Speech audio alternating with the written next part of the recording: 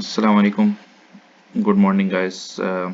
As I have committed that I'm going to conduct a free session for all of you for this beginner level programming for Python. So today we are starting our first session in which I'm going to tell you that from where to start.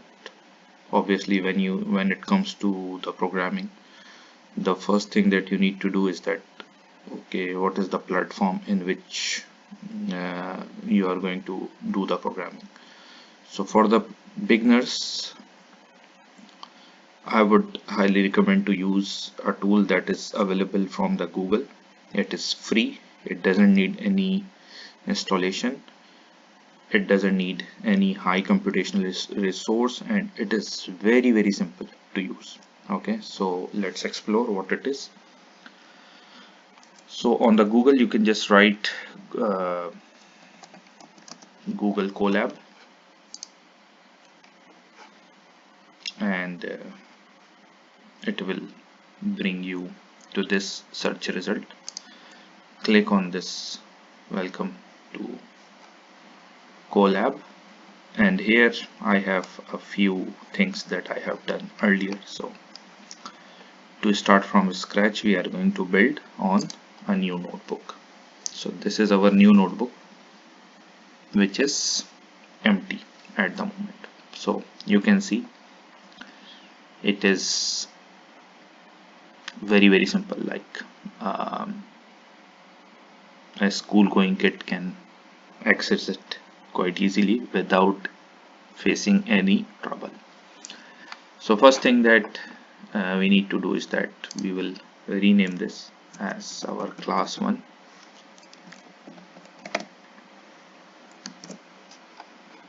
and that's it.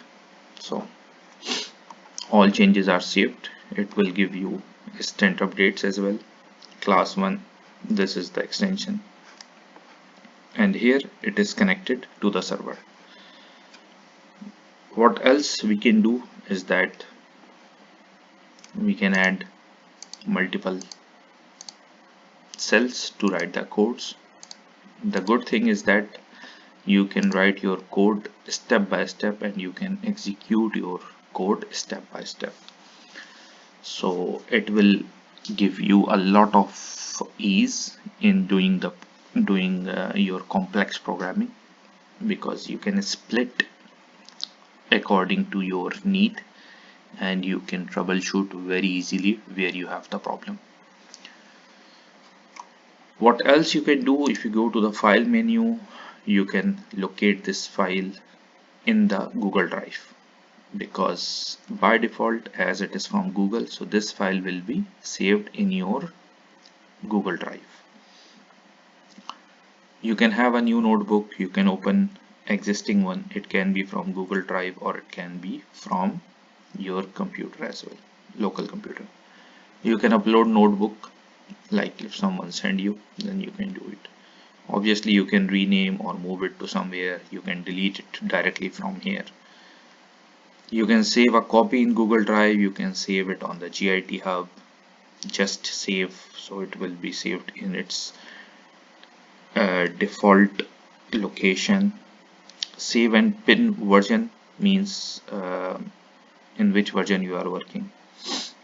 Also you can see version history, like with respect to time. If the same notebook is shared with many people, then what has been done on the same notebook over the period of time, you can see that as well. And then you can download this in two different formats. One is this IPYNB.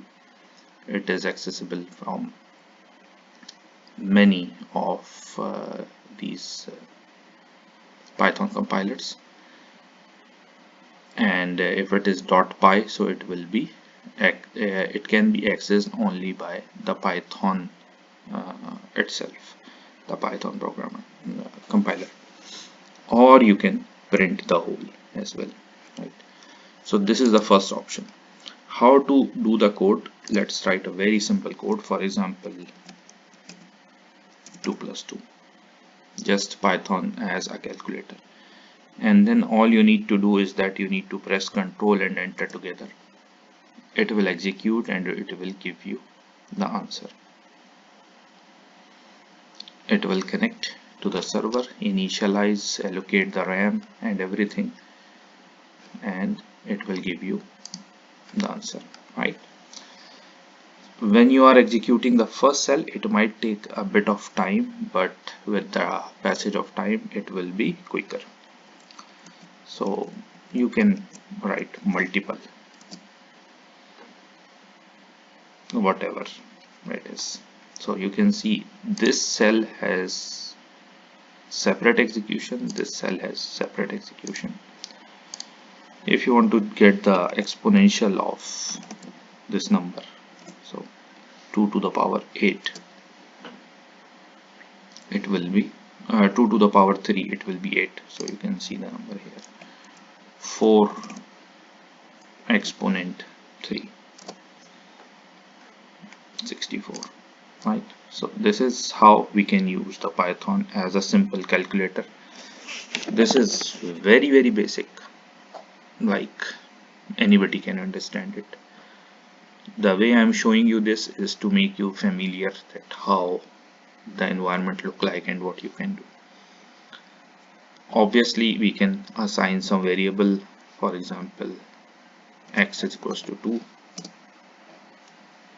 y is equals to 3, z is equals to x plus y, and then execute it. You can see it is executed, but there is no output here. Why? Because we didn't ask to display the result. So what we are going to do is that we are going to use the very famous print command to print the output. So y x equals to 2 and y equals to 3 and z equals to z x plus y, and when we ask to print z, it will give us the result. Another way to do the same thing is that we can write print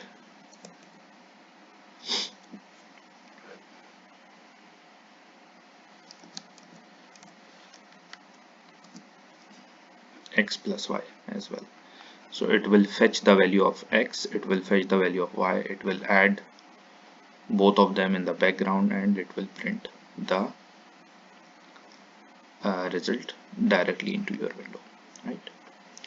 So this is the first option that we can use for our Python programming.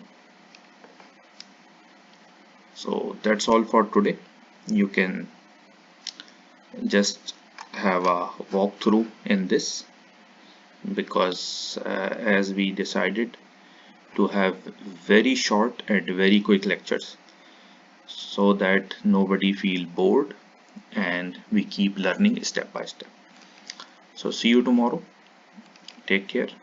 Bye bye.